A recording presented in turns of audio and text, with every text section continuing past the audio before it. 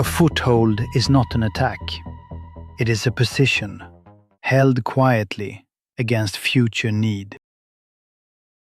Think of it as a purchased right. You pay once to get in, and then you pay a smaller, ongoing cost to stay.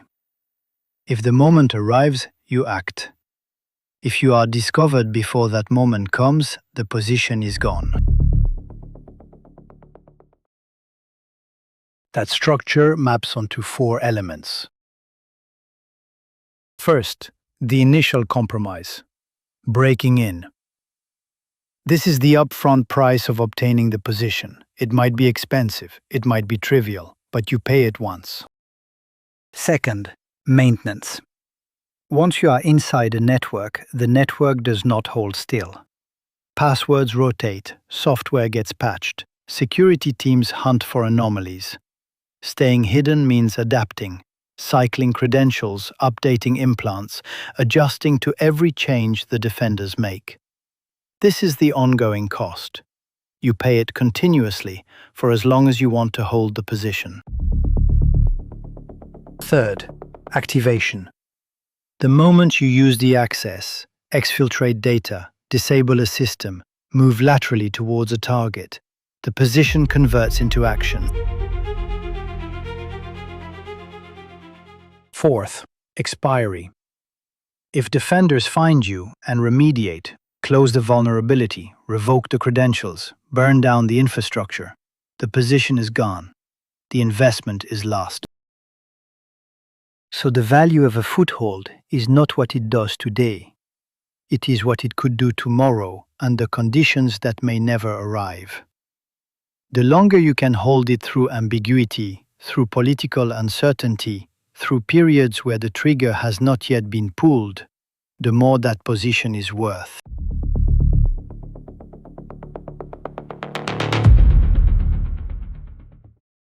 So who held these options historically?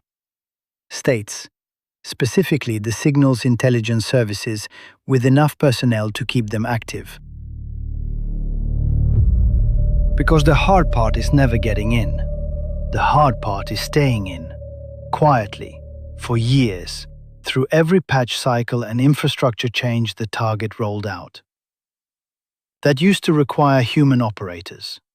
Individuals who read vendor advisories the morning they dropped, who understand which updates threatens which implants, who rotate command and control infrastructure before network defenders notice the pattern. People who make judgment calls, when to beacon, when to go silent, when to risk a check-in against the chance that the foothold has already been burned.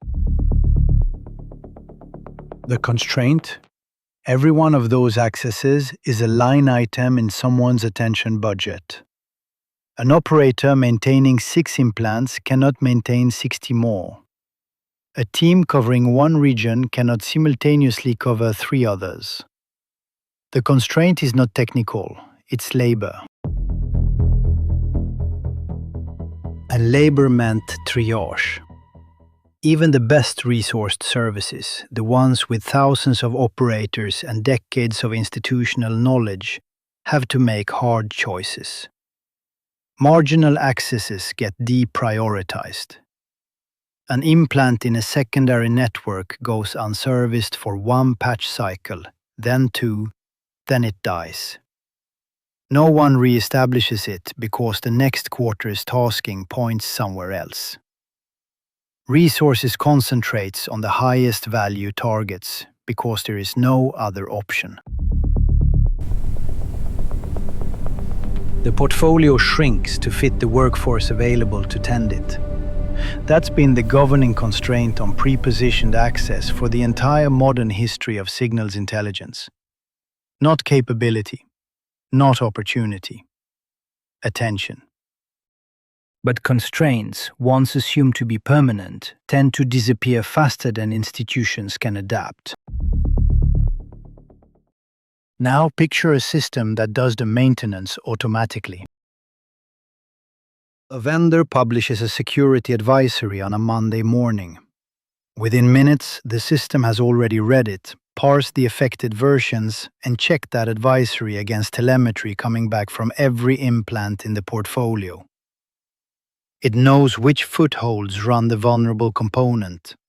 It knows which ones are about to be patched out from under it. And it makes a decision. This access is still viable. Leave it dormant.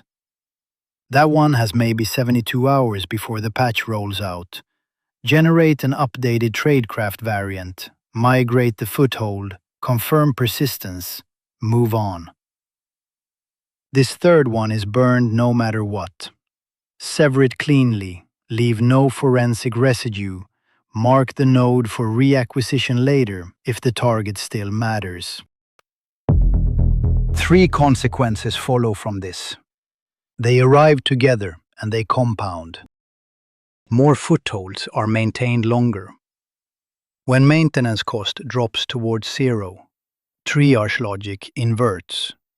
Every access becomes worth holding because the cost of keeping it is negligible relative to its potential future value. Accesses that would have been abandoned at 6 months now persist for years. The longer a foothold survives, the more it proves its own placement quality. 3 patch cycles, 2 security audits, no detection. That foothold is, by reveal preference, well placed. It appreciates with age. The portfolio grows quietly, in the background, without decision. Second-tier actors gain state-like patience. The monopoly on long-duration pre-positioning belonged to intelligence services with institutional depth. Ransomware syndicates could breach. Private offensive vendors could breach. Few could wait. AI removes the labor barrier that enforced that distinction. A mid-tier actor with a capable model and a handful of initial accesses can now emulate the operational patience of a signals directorate. Wait for the right political moment, the right market condition, the right extortion window. The capability gradient between tiers flattens.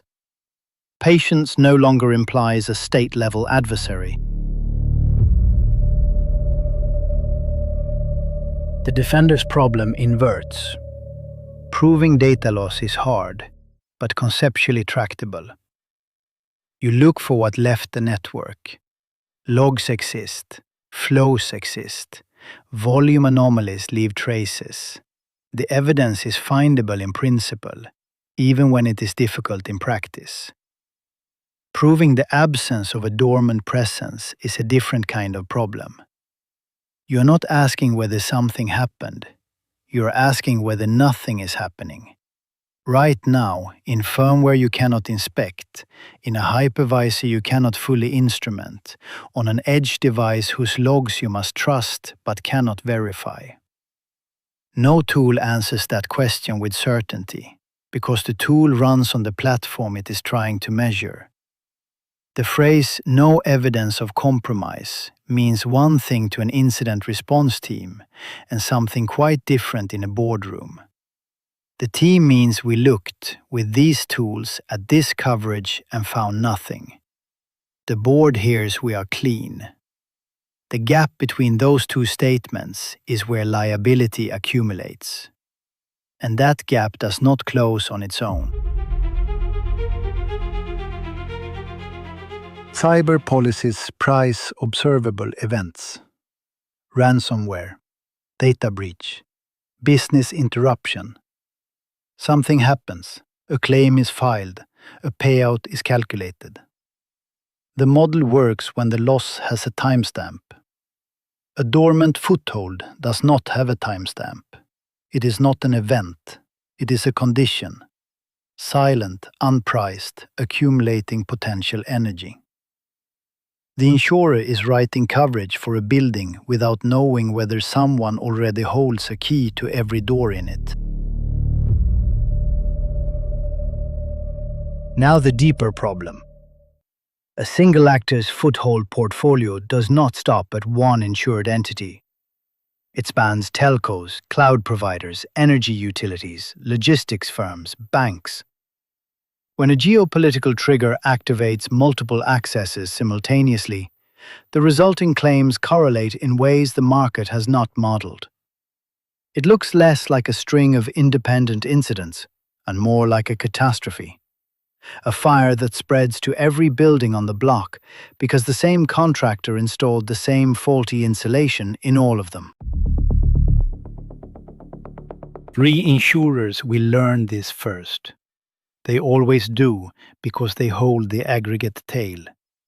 Primary carriers will follow. Within 36 months, policy language will address dormant presence directly, either by exclusion, latent compromise predating inception simply not covered, or by affirmative coverage with new underwriting requirements.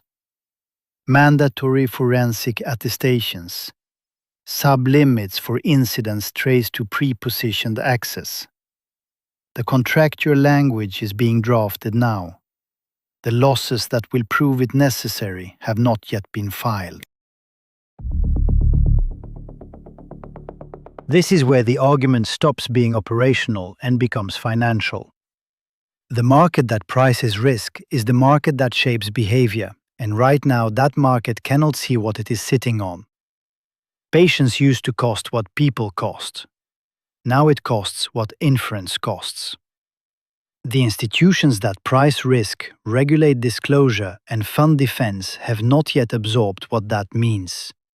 They will. After the first claim, after the first activation, after the first portfolio exercise that hits 3 sectors in the same afternoon. By then the options will have been held for years.